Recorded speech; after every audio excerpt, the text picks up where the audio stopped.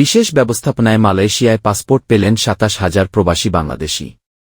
বিস্তারিত জানতে ভিডিওটির শেষ পর্যন্ত দেখুন। বিশেষ ব্যবস্থাপনায় মালয়েশিয়ায় প্রায় ২৭,০০০ প্রবাসী বাংলাদেশিকে পাসপোর্ট দেওয়া হয়েছে। গত এক মাসে তাদের হাতে এসব বাংলাদেশি পাসপোর্ট তুলে দেওয়া হয়।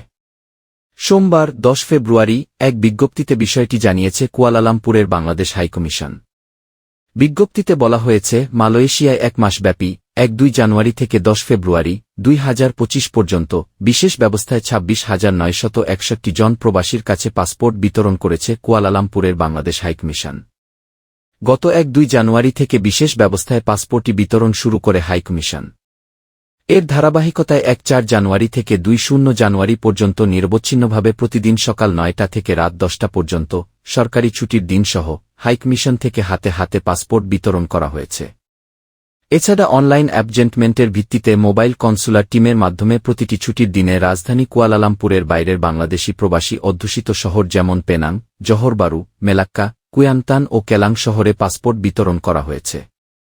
এ সময়ের মধ্যে পেনাং ও জহরবারুতে একাধিকবার কনসুলার টিম পাঠানো হয়েছে। এর পাশাপাশি পোস্ট লাজু, মালয়েশিয়ার পোস্ট অফিস এর মাধ্যমেও অনলাইন অ্যাপয়েন্টমেন্টের ভিত্তিতে পাসপোর্ট বিতরণ অব্যাহত রয়েছে। হাইকমিশনের সকল অনুবিভাগের কর্মকর্তা-কর্মচারীদের পাসপোর্ট বিতরণ কার্যক্রমে সম্পৃক্ত করা হয়েছে। হাইকমিশনার নিজে একাধিক স্পটে গিয়ে পাসপোর্ট বিতরণ কার্যক্রম পরিদর্শন করেছেন। এছাড়া ছুটির দিনসহ হাইকমিশনার, ডেপুটি হাইকমিশনার, প্রতিরক্ষা উপদেষ্টা, মিনিস্টার সহ ঊর্ধ্বতন কর্মকর্তারা অফিসে অবস্থান করেন এবং পাসপোর্ট বিতরণ কার্যক্রমে সরাসরি অংশগ্রহণ করেন।